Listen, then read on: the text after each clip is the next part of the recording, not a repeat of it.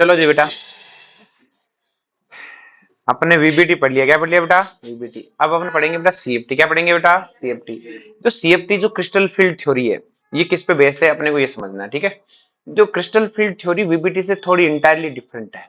इसका assumption VBT से अलग ही है। वीबीटी जैसे एजम्पशन है नहीं है, लेकिन रिजल्ट मोस्ट ऑफ लाइक वैसे ही है। क्लियर है? ये भी लाइक गलती थ्योरी, ज्यादा सही थ्योरी नहीं है, लेकिन इसका एजम्पशन या सोचने का तरीका अलग था। इसका सोचने के तरीके में क्या था, in CFT crystal field theory, in CFT assume that coordinate bond is a type of ionic bond, जबकि वीबीटी में इज अ कोवलेंट बॉन्ड था। इसने क्या कहा कि नहीं, कोऑर्डिनेट बॉन्ड होता है एक आयनिक बॉन्ड है। कैसा बॉन्ड है? Ionic bond. Central metal ion assume a point positive charge. इसने सेंट्रल मेटल आयन को क्या एज्यूम किया? Point a positive charge. And ligand assume a point a negative charge. So ligand and metal are attracted by electrostatic force. तो उसने कहा कि coordinate bond it's a type of electrostatic force. एक क्या है बेटा? इलेक्ट्रोस्टैटिक फोर्स का type है। अरे बोलो। तो उसने कोऑर्डिनेट बॉन्ड को ये क्या माना? Electrostatic force. अब कोई कहेगा सर जैसे अमोनिया है, ये तो न्यूट्रल लिगेंड है। चलो आपका निकल 2+ है, लेकिन इस पे तो न्यूट्रल है, इस पे नेगेटिव चार्ज कैसे मानोगे? हमें पता है नाइट्रोजन और हाइड्रोजन में से नाइट्रोजन की इलेक्ट्रोनेगेटिविटी ज्यादा है, तो इस पे पार्शियल नेगेटिव, इस पे पार्शियल है पॉजिटिव। और इस पार्शियल नेगेटिव और निकल 2+ में क्या होगा? अट्रैक्शन। क्या होगा? अट्रैक्शन। क्या बात समझ में आई बेटा? अरे बोलो। तो इसकी जो शुरुआती कहानी समझ में आई बेटा? इसके बाद एक वर्ड, इसने एक लाइन कही कि all d orbital are degenerate. Degenerate word का मतलब होता है बराबर एनर्जी, बराबर डिस्ट्रीब्यूशन। तो उसने कहा सारे डी ऑर्बिटल डीजनरेट होते हैं, मतलब सब डी ऑर्बिटल की एनर्जी क्या होती है? बराबर। बराबर होती है तभी तो हम ऐसे भरते हैं इलेक्ट्रॉन्स को, 1 2 3 4 5 6 7 8 9 10। फिर इसने कहा when ligand approach to central metal line. जब लिगेंड सेंट्रल मेटल लाइन को अप्रोच करता है, जब लिगेंड क्या करता है? सेंट्रल मेटल लाइन को अप्रोच करता है, degeneracy of d orbital destroy. Degeneracy of d orbital है डिस्ट्रॉय। जो डी ऑर्बिटल की डीजनरेसी है वो क्या हो जाती है बेटा? डिस्ट्रॉय हो जाती है। क्लियर है? और distorted due to repulsion between ligands electron and a d orbital. ये लिगेंड गलत है, एंड डी ऑर्बिटल इलेक्ट्रॉन है, क्योंकि बेटा आपके डी ऑर्बिटल में भी इलेक्ट्रॉन है और लिगेंड भी क्या लेके आ रहा है? इलेक्ट्रॉन। और इन इलेक्ट्रॉन इलेक्ट्रॉन में क्या होता है? रिपल्सन। क्या होता है? और इस रिपल्सन के कारण जो डी ऑर्बिटल की डीजनरेसी थी ना, ये डिस्ट्रॉय हो जाती है। मतलब सारे बराबर नहीं रहते, सारे बराबर है, पहले सारे बराबर थे, जब लिगेंड अप्रोच करता है तो ये डीजनरेसी क्या हो जाती है? डिस्ट्रॉय। अरे बोलो। अब कैसे डिस्ट्रॉय होती है? जैसे अपने सिलेबस में सीएफटी सिर्फ 2 की है, वीबीटी में हम ऑक्ट्राइडल, स्क्वायर प्लेनर और टेट्रा सब की पढ़ रहे थे। सीएफटी सिर्फ 2 की पढ़ेंगे, ऑक्टा की और टेट्रा की। अगर आपका ऑक्ट्राइडल है, आपका कौन सा है कि सर हमें कैसे पता चलेगा ऑक्ट्राइडल है? तो 6 लिगेंड जब भी है हमेशा ऑक्ट्रा है, 6 लिगेंड जब भी है हमेशा ऑक्ट्रा है। 4 में स्क्वायर भी हो सकता है, 4 में टेट्रा भी हो सकता है, 6 लिगेंड में हमेशा क्या है बेटा? ऑक्टा। और वैसे भी वीबीटी से पता लग जाता है ऑक्ट्राइडल है। तो देखो ऑक्ट्राइडल हमें पता है लिगेंड आपके पास। अब देखो बेटा आपके पास डी ऑर्बिटल है, तो आपके पास 3 तो डी ऑर्बिटल कौन से हैं बेटा? बिटवीन द एक्सिस वाले। अरे बोलो। और 2 कैसे हैं बेटा? ऑन द एक्सिस वाले। 5 डी ऑर्बिटल है। अब आपके पास क्या है कि when 6 ligand approach to central metal line. जब 6 लिगेंड कहां से अप्रोच करें बेटा? सेंट्रल मेटल लाइन के अलोंग दी एक्स एक्सिस। किसके अलोंग है बेटा? एक्स एक्सिस के अलोंग है। एक्सिस मतलब किसी एक्सिस के अलोंग है, नॉट एक्स एक्सिस, एक्सिस के अलोंग है, किसी एक्सिस के अलोंग है। तो आपको पता है ये डी ऑर्बिटल है, बिटवीन द एक्सिस वाले हैं तीनों। और ये दोनों कहां से हैं बेटा? On the axis. तो अब आपका लिगेंड किसी एक्सिस के थ्रू आएगा, किसी एक्सिस के थ्रू। तो जब एक्सिस के थ्रू आएगा तो इस तरह से आएगा। तो क्या यहाँ पे जो डी ऑर्बिटल और लिगेंड कभी आमने सामने आ रहे हैं क्या? एक दूसरे के आमने सामने तो है नहीं ना। लिगेंड इधर से आ रहा है और डी ऑर्बिटल इधर है। यार बोलो, ऑर्बिटल तो बिटवीन द एक्सिस और लिगेंड बीच में से आ रहा है। लेकिन जो ये वाले दोनों है, इसमें ऑर्बिटल कहां पर है बेटा? डी ऑर्बिटल कहां पर है? On the axis. और लिगेंड भी कहां रहा है बेटा? एक्सिस पे। तो क्या इनके बीच में आपस में रिपल्सन होगा? यहां क्या होगा? आमने सामने टक्कर है। और यहां पर कैसी है बेटा? बिटवीन द एक्सिस वालों के क्या सीधी टक्कर नहीं है? भाई आप किसी को थप्पड़ मारो, एक तो आपके सामने खड़ा हो, एक आपके दूर से निकले, तो थप्पड़ लगने के चांस क्या है बेटा? कम। तो बेटा रिपल्सन तो है, रिपल्सन इनको भी है, रिपल्सन है इनको भी है, लेकिन ज्यादा किसको है? तो अगर आप ज्यादा की बात करो तो बेटा इनमें रिपल्सन कम होगा, क्योंकि लिगेंड और डी ऑर्बिटल एक दूसरे के आमने सामने नहीं आ रहे, लेकिन इनमें बात करो जिनमें आमने सामने आ रहे और जे इनमें आमने सारे में आ रहे हैं, तो रिपल्सन भी क्या होगा, ज्यादा। अरे बोलो, और रिपल्सन ज्यादा होगा तो हम कहेंगे इनका रिपल्सन ज्यादा, इनका रिपल्सन है कम, लेकिन रिपल्सन तो दोनों में। हमने इनका नाम रख दिया T2G। क्या नाम रख दिया, T2G। बिटवीन द एक्सिस वाले को क्या नाम रख दिया, T2G। और अलोंग द एक्सिस वाले क्या नाम रख दिया, EG। तो क्या T2G रीजी समझ में आया। तो हम क्या कहेंगे कि 6 लिगेंड अप्रोच करें सेंट्रल मेटल लाइन को और अलोंग द एक्सिस कहां से आए बेटा, तो क्या होगा बेटा, EG ऑर्बिटल। कौन बेटा, EG orbital are more repel as compare to T2G orbital. जो EG ऑर्बिटल है वो T2G ऑर्बिटल से क्या होंगे बेटा, ज्यादा रिपेल होंगे। ये बात क्लियर हुई बेटा सबको। EG ऑर्बिटल क्या होंगे, T2G से ज्यादा रिपेल होंगे। ये बात सबको क्लियर है। तो यही तो है बेटा अपने पास, देखो ध्यान से, आपके पास एक मेटल था, ये वाई एक्सिस पे एनर्जी, वाई एक्सिस पे क्या है, एनर्जी। आपके पास क्या है बेटा, ग्राउंड स्टेट और ground state D generator, D generator 500 D orbital क्या है, सेम एनर्जी। क्या है बेटा, फिर क्या होता है, लिगेंड अप्रोच करेगा, लिगेंड अप्रोच करेंगे तो क्या होगा, EG वाले ज्यादा रिपेल होंगे, T2G वाले कम। तो एक बार बीच वाली स्टेज को भूल जाओ। अगर मैं बीच वाली चीज को अगर मैं भूल जाऊं,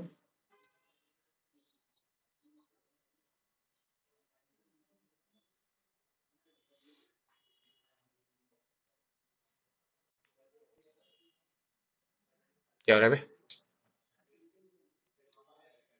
तो बड़ा सिंपल सी कहानी है। जब ये रिपेल होंगे तो रिपेल तो ये भी होंगे, रिपेल है ये भी होंगे, और दोनों रिपेल होंगे। तो दोनों रिपेल होंगे तो रिपल्सन से एनर्जी बढ़ती है घटती है, बढ़ती है। रिपल्सन से बढ़ती है, अट्रैक्शन से घटती है, क्योंकि अट्रैक्शन क्या होता है, दो ऑपोजिट के बीच में होता है, रिपल्सन सेम के बीच में। तो एनर्जी बढ़ेगी तो T2G की भी बढ़ेगी, रीजी की भी बढ़ेगी। तो क्या ग्राउंड स्टेट से दोनों की एनर्जी बढ़ेगी बेटा। ये क्या हो रहा है, ठीक है, हो जाता है कभी कभी। क्लियर है। तो क्या होगा बेटा, दोनों की एनर्जी बढ़ेगी, T2G की बढ़ेगी और EG की भी। तो अगर आप ग्राउंड से देखो तो देखो दोनों की एनर्जी बढ़ी हुई है, लेकिन ज्यादा किसकी बढ़ी, EG की, क्योंकि वो ज्यादा रिपेल हुआ था, ये कम रिपेल हुआ था। तो क्या ग्राउंड स्टेट से ऐसी स्ट्रक्चर बनेगी। लेकिन हम क्या करते हैं बेटा, हम इनके बीच की स्ट्रक्चर, इनका एवरेज लेते हैं। क्या लेते हैं, और एवरेज तो हमेशा बीच का होता है, इन दोनों के बीच में कहीं पे होगा। अरे बोलो, अब बीच में अगर हम इसका एवरेज लेंगे तो एवरेज ऐसा ही आएगा।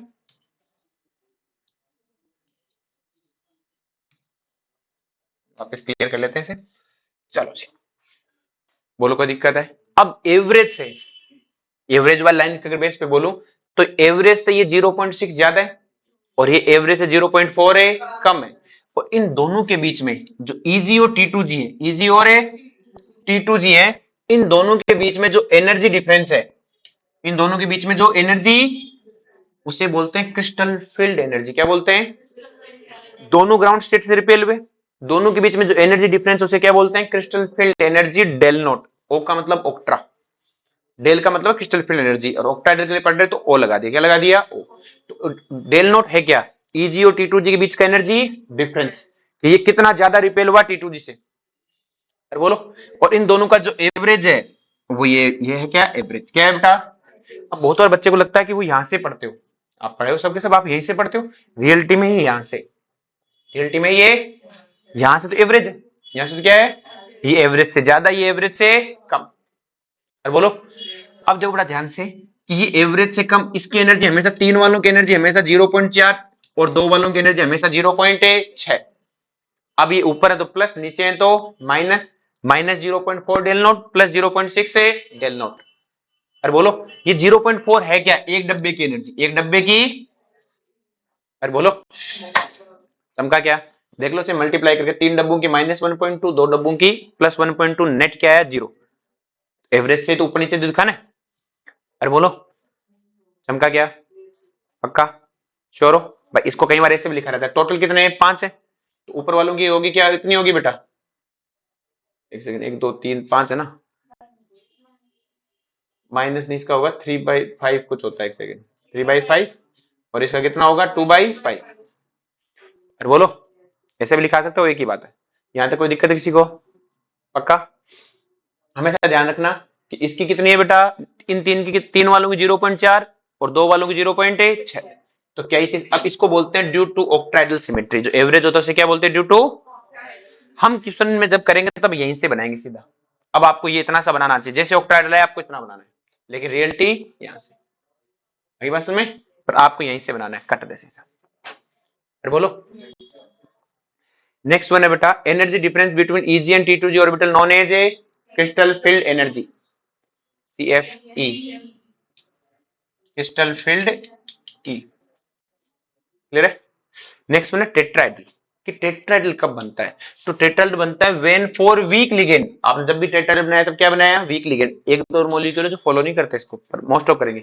व्हेन फॉर ए टेट्राहेड्रल तभी बना जब वीक था। When for weak ligand approach to central metal line between the axis. कहां से करें बेटा? बिटवीन द एक्सिस करें। तो अब इसको दोबारा बना रखेंगे, तो कोई नहीं, इसे वापस कर लेते हैं। अब अगर वो बिटवीन द एक्सिस आएंगे, लिगेंड कहां से आ रहा है बेटा? Between the axis. और अगर बिटवीन द एक्सिस आएगा तो अब ज्यादा रिपेल कौन होंगे? ये वाले होंगे। बिटवीन द एक्सिस आएंगे तो ये आमने सामने टक्कर होगी, तो ये ज्यादा रिपेल होंगे और ये कम, क्योंकि अब इनका आमने सामना नहीं है। टेट्राहेड्रल में क्या होता है, हम इनको ई बोलते हैं और इनको T2, दोनों का नाम अलग अलग दिखाने के लिए जी हटा देते हैं। क्या हटा देते हैं? जी। वैसे जी रेट को रिप्रेजेंट करता, जी रेट जू रेट तुम जानते नहीं, उन्हें मूलिकन सिंबल बोलते हैं, अपने सिलेबस में है नहीं। तो इनका नाम ऑक्ट्रा में क्या नाम है? T2g, इनका नाम Eg। अब जी हटा देते हैं, इज्जत नहीं देते इनको अपन, जी तब उनके लगाते हैं ना अपन जिनको इज्जत देते हैं। अब इनको सीधा T2, इनको E। तो टेट्रा में T2 और E, ऑक्ट्रा में T2g और E। अब बताओ ज्यादा रिपेल कौन होंगे? T2 वाले। E वाले कम रिपेल होंगे। तो हम क्या कहेंगे बेटा कि when for weak ligand approach to central metal line between the axis T2 orbital are more repel as comparison to E orbital। अरे बोलो। तो फिर से अपना ग्राफ बनेगा, ये ग्राउंड स्टेट है, तो ज्यादा रिपेल कौन हुए? T2, तो ज्यादा ऊपर T2, E वाले कम, लेकिन ग्राउंड से दोनों ज्यादा रिपेल है। अरे बोलो। और इन दोनों के बीच में भी तो एनर्जी डिफरेंस होगा, उस एनर्जी डिफरेंस का नाम क्या है? CFE। और टेट्राहेड्रल के लिए तो नाम क्या होगा? Delta T। और इन दोनों का बीच में क्या आएगा? एवरेज। अब एवरेज से एक ज्यादा रह के कम, तीन वालों की कितनी होती है? 0.4। ऊपर है तो प्लस 0.4, नीचे है तो माइनस 0.6। क्या बात समझ में आई बेटा? है पीछे जानवर। प्लस 0.4 और है माइनस 0.6। समझा क्या सबको? क्या चीज सबको समझ में आ गई बेटा? क्या इसमें किसी को कोई दिक्कत है? बस इतनी सी थी। बस आपको अब यहां से ग्राफ बनाना है। कहां से बनाना है? इसके पीछे भूल जाओ। इसको मानना है ग्राउंड स्टेट, इसको मानना है एक्साइटेड स्टेट। कहानी खत्म। होती नहीं ग्राउंड, तो ये ग्राउंड स्टेट, एक्साइटेड स्टेट, यहीं से बनाना है। टेट्रा के लिए बनाना हो, आपको कोई कहे ऑक्ट्रा के लिए बनाओ, तो आप कैसे बनाओगे कि सर 3 नीचे 2 ऊपर, और ऑक्ट्रा के लिए और टेट्रा के लिए क्या होगा? 2 नीचे 3 ऊपर, बस बन गया काम। जैसे हमसे किसी ने कहा इस कंपाउंड का CFT बनाओ, तो आपने कहा CFT बनाना है तो COCN6 3 माइनस, तो यहाँ पे सबसे पहला चार्ज है कोबाल्ट, क्या है बेटा? +3। कोबाल्ट क्या है? +3। तो कोबाल्ट +3 में तो क्या लिखा? आर्गन है 3d6, तो ये इसकी ग्राउंड स्टेट है। ये कुछ करने की जरूरत नहीं, आपको ये कोबाल्ट +3 इसका क्या है बेटा? ग्राउंड स्टेट है। तो आपको हमें पता है कौन सा है बेटा? ये 6 लिगेंड है, 6 लिगेंड में क्या बनते हैं? स्ट्रॉन्ग। और 4 6 के सॉरी 6 वाले सारे स्ट्रॉन्ग। स्ट्रॉन्ग से क्या मतलब है? सारे के सारे क्या है बेटा? ऑक्ट्रा है। तो ऑक्ट्राहेड्रल का आप कैसे बनाओगे? ऐसे बनाओगे ऑक्ट्राहेड्रल का। और बोलो, 3 नीचे 2 ऊपर, नीचे वाला T2g, ऊपर वाला Eg। ये ग्राउंड स्टेट, ये एक्साइटेड स्टेट। तो आपको पता 6 लिगेंड है, तो ग्राउंड में 1 2 3 4 5 6। अब CN कैसा लिगेंड है? वही उसी थ्योरी से स्ट्रॉन्ग है। स्ट्रॉन्ग में क्या होता है? रिडिस्ट्रीब्यूशन। तो अब रिडिस्ट्रीब्यूशन यहाँ पे ये 3 और ये 2 अलग है, तो 1 2 3 4 5 6। T2g 6, Eg 0। क्वेश्चन आता है कि इसका कौन सा जिसमें E में एक भी इलेक्ट्रॉन नहीं है? इसमें एक भी नहीं है, T2g में सारे। आगे समझ में? अब लो स्पिन हाई स्पिन सब इससे भी समझा सकते हो। जैसे हमें किसी ने कहा कि COCl4 2 माइनस का बनाओ, तो आपने क्या कहा बेटा? CO2 प्लस है, तो आर्गन 3d7। आर्गन क्या है? 3d7। आपने कहा Cl क्या? 4 वीक लिगेंड है, और 4 वीक लिगेंड में टेट्रा बनता है, तो टेट्राहेड्रल ऐसा ही होता है बेटा। तो अब आपको पता है टेट्रा में 2 नीचे 3 ऊपर, और जी हटेगा बेटा, E। सिर्फ क्या? E। अब कितने इलेक्ट्रॉन है बेटा? 7। तो पहले ग्राउंड तो भरो, 1 2 3 4 5 6 7। अब मुझे बताओ रिडिस्ट्रीब्यूशन तो होता ही नहीं है, तो जैसा ग्राउंड वैसे एक्साइटेड। तो अब पहला दूसरा तीसरा चौथा पांचवा छठा सातवां भर दिया। E4 T2 3। क्या ये थ्योरी अलग से? ये उसी की कॉपी पेस्ट है, उसी की कॉपी पेस्ट थ्योरी, बस बोलने का तरीका अलग है। मैं जो हमेशा बोलता हूँ रोटी खा लो ब्रेकफास्ट कर लो, एक ही बात है। समझा क्या? बोलने का नजरिया तो है।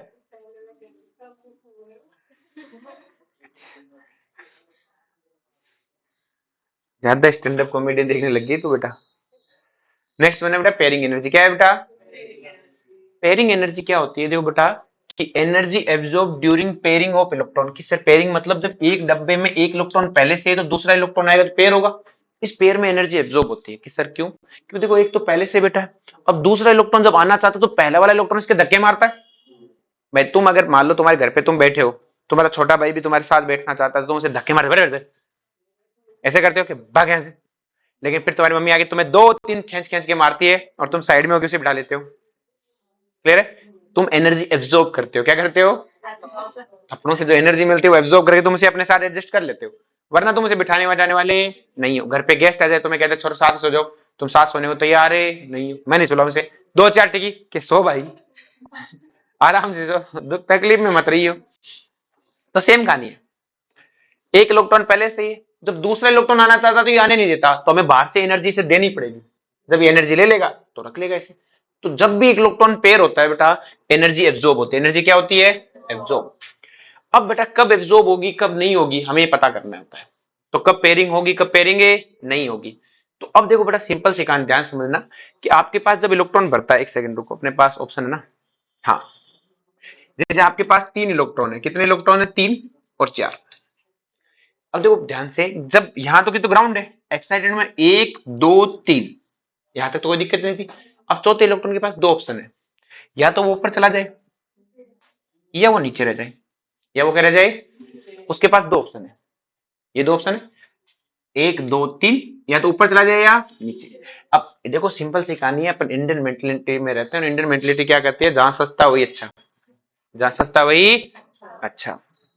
अरे बोलो, तो सिंपल सी कहानी है, सस्ता जहां पड़ेगा इलेक्ट्रॉन वहीं जाएगा। क्यों? क्यों जैसे सस्ता मतलब, अगर उसे यहां रहना है तो उसे पेयर करना पड़ेगा, और पेयरिंग करने का क्या है, खर्चा है। और अगर उसे ऊपर जाना है तो ऊपर जाने का भी तो खर्चा, एनर्जी लगती है, ऊपर जाने का भी खर्चा, नीचे आने का खर्चा है। अगर मान लो उसे पेयरिंग सस्ता पड़ रहा है तो वो पेयर कर लेगा, और अगर ऊपर जाना सस्ता पड़ रहा है तो ऊपर चला जाएगा। किस ऊपर जाने का कॉस्ट क्या है? डेल। कितना कॉस्ट है? डेल। जितनी एनर्जी चाहिए तभी तो ऊपर जा पाओगे। तो अगर आपका डेल ग्रेटर देन पेयरिंग है, इसका मतलब क्या है? डेल महंगा है। और बोलो, और डेल महंगा है तो इलेक्ट्रॉन क्या कहेगा? पेयर ही कर लेते। और अगर पेयरिंग ग्रेटर देन डेल है तो इलेक्ट्रॉन क्या कहेगा? कि ऊपर चले जाते हैं पेयर करने से अच्छा। अरे बोलो, तो बस, तो in case of strong ligand pairing energy are lesser than a crystal field energy. इसके सर ये स्टेटमेंट कुछ खास समझ में नहीं आया। अब मैं स्टेटमेंट को, देखो हमें इससे पढ़ना ही नहीं है, मैं तुम्हें ऐसे सीधा ही पूछ लेता हूं, यहाँ पे तुम खुद ही बता देना क्या है, कि आपने पहला दूसरा तीसरा चौथा इलेक्ट्रॉन आपका ऊपर गया कि नीचे रह गया? इसका मतलब ऊपर जाना महंगा था, ऊपर जाना, तो इसका मतलब डेल ग्रेटर देन है पेयरिंग। अरे बोलो, डेल ग्रेटर देन है पेयरिंग। इसमें देखो बेटा आपके पास पहला इलेक्ट्रॉन, दूसरा, फिर तीसरा, चौथा, पांचवा, फिर छठा, सातवां, ऐसा हुआ। इसका मतलब क्या था? पेयरिंग करना आसान था। कि सर पेयर तो पहले क्या किया, एक दो तीन चार पांच, फिर छह सात, तो पहले ऊपर गया कि पेयर किया? पहले ऊपर गया, फिर पेयर किया, ऊपर गया, इसका मतलब पहले क्या था? सस्ता। कि फिर नीचे क्यों आया? ऊपर जगह भर गई, एक दो तीन चार पांच, अब जगह ही नहीं है, तो ऊपर ऊपर जाने का भी खर्चा लगता है, ऊपर भी पेयरिंग करनी पड़ती। इसने कहा कि इससे अच्छा नीचे करे, इससे अच्छा नीचे करे। अरे बोलो, तो अपने एक सिंपल सी कहानी समझे, तुम इस सारी कहानी को भूल जाओ, फिर से एक नई कहानी शुरुआता हूं शुरू से। मुझे एक बात बताओ बेटा, कि जब हम रीडिस्ट्रीब्यूशन करवाते थे तो इलेक्ट्रॉन की पेयरिंग करवाते थे, और रीडिस्ट्रीब्यूशन कब करवाते थे? जब स्ट्रॉन्ग लिगेंड था। तो हमें पता है कि जब भी स्ट्रॉन्ग लिगेंड आता था हम पेयरिंग करवाते थे, पेयरिंग करवाते, इसका मतलब पेयरिंग सस्ती थी और डेल महंगा था। तो ये तो लाइन लिखिए, in case of strong ligand pairing energy are lesser than crystal field energy. मतलब जो पेयरिंग है वो डेल से कम है, अभी तो आप पेयरिंग करवाते थे। In case of tetrahedral pairing energy always greater than crystal field energy. किसरी क्या मतलब है? टेट्राइडल तभी बने थे जब वीक लिगेंड थे, क्या थे? और वीक लिगेंड थे तभी आपका पेयरिंग हो रही थी। तो सारे के सारे क्या थे? Week ligand. और वीक लिगेंड में आपको पता है बेटा क्या करवाते थे? आप रिडिस्ट्रीब्यूशन करवाते नहीं थे। रिडिस्ट्रीब्यूशन इसलिए नहीं करवाते थे क्योंकि पेयरिंग महंगी थी। तो टेट्रा में कभी पेयरिंग होता ही नहीं है, पहले एक एक भरता है फिर पेयरिंग करता है। चमका की कहानी, एक केस है उसको सीएफटी समझा नहीं पाता, NiCO4 है, लेकिन उसको सीएफटी के बेस पे वो एक्सप्लेन ही नहीं है, सीएफटी की लिमिटेशन में आ जाता है वो। क्लियर है? यहां तक किसी को कोई दिक्कत? तो क्या डेल और पी अपने आप बता दोगे? कि अगर आपने रीडिस्ट्रीब्यूशन करवाया इसका मतलब पेयरिंग सस्ती थी, नहीं करवाया इसका मतलब पेयरिंग महंगी थी, कहानी खत्म। आपसे क्वेश्चन पूछता है वो, ठीक है, और खुद भी दे देता है कई बार कि पेयरिंग एनर्जी और डेल की वैल्यू देता है, तो आप कह दोगे ठीक है पेयरिंग एनर्जी ज्यादा हुई तो ठीक है एक एक भर देंगे, पेयरिंग एनर्जी कम हुई तो रीडिस्ट्रीब्यूशन करवा देंगे। अरे बोलो। नेक्स्ट में क्रिस्टल फील्ड स्टेबलाइजेशन एनर्जी, दोनों में फर्क समझो। एक था क्रिस्टल फील्ड एनर्जी, एक है crystal field stabilization energy. Crystal field तो क्या एनर्जी डिफरेंस है, और ये वो है जो स्टेबलाइजेशन के लिए रिक्वायर्ड है। जब हम इलेक्ट्रॉन को भरते हैं तो एनर्जी रिलीज होती है, क्या होती है बेटा, और एनर्जी रिलीज होती है तो इससे क्या मिलती है, स्टेबिलिटी। क्या बनती है, तो देखो, energy release during the formation of coordinate compound known as a CFC. Coordinate compound बनने के दौरान जो एनर्जी चली गई वो इसी का नाम क्या है, सीएफसी। तो जैसे आपके पास एक कंपाउंड था पहले इनिशियली, क्लियर है, उसकी इनिशियली ईआई एनर्जी है, यहां से कोऑर्डिनेट कंपाउंड बन गया, क्या बन गया, कोऑर्डिनेट कंपाउंड बनते समय अपने में से जो एनर्जी बाहर फेंकी उसका नाम सीएफसी है। अरे बोलो। और उसके बाद उसकी कुछ फाइनल एनर्जी ई फाइनल होगी। तो जितनी ज्यादा सीएफसी होगी क्या ई फाइनल उतना ही कम होगा, और ई फाइनल जितना कम होगा मतलब इस मॉलिक्यूल के पास उतनी कम एनर्जी होगी, और जितनी कम एनर्जी होगी उतना स्टेबल होगा।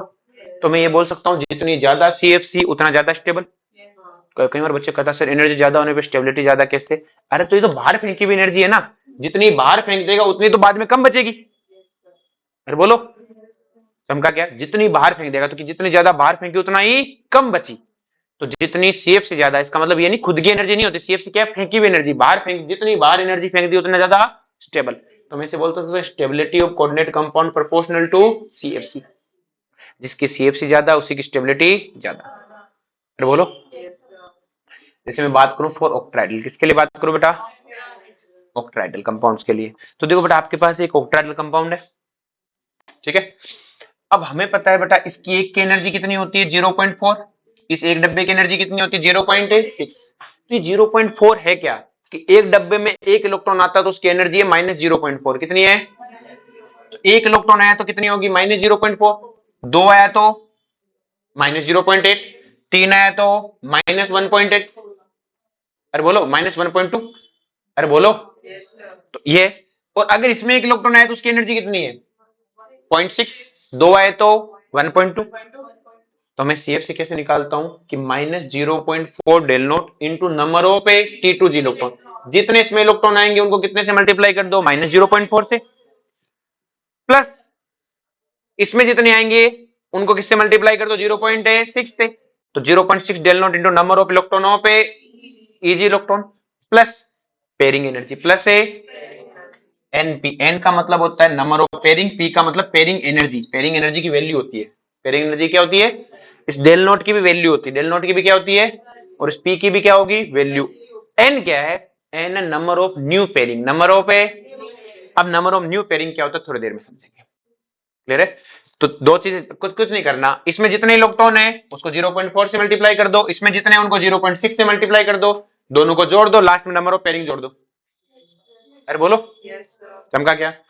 सेम कहानी टेट्राइडल के लिए, टेट्रा में क्या है बेटा, इनकी एनर्जी -0.6 इसकी +0.4, जितने इसमें रहे उनको किससे -0.6 को जितने इलेक्ट्रॉन इसमें रहे उससे मल्टीप्लाई कर दो, जितने इलेक्ट्रॉन इसमें रहे उसको 0.4 डेल्टा टी से मल्टीप्लाई कर दो, plus number of new pairing NP है यहाँ पर, plus number of new pairing, तो वही है +0.4 delta T into number of T2 electron -0.6 delta T number of E orbital electron, और लास्ट में क्या है NP, P pairing energy, del naught del T पता ही। अब देखो इसको क्वेश्चन से करते हैं, जैसे हमें कहा COCl6 3+ है, तो आपने कहा कोबाल्ट +3 मतलब आर्गन 3d6 है, आर्गन 3d6 है तो पहले ग्राउंड स्टेट 1 2 3 4 5 6, क्योंकि ऑक्टा बनाना था तो ऑक्टा में T2 नीचे, T2G नीचे, Eg ऊपर। क्लोरीन कैसा लिगेंड है, वीक है कि स्ट्रॉन्ग है, वीक है, तो रिडिस्ट्रीब्यूशन होगा ही नहीं, तो 1 2 3 4 5 6।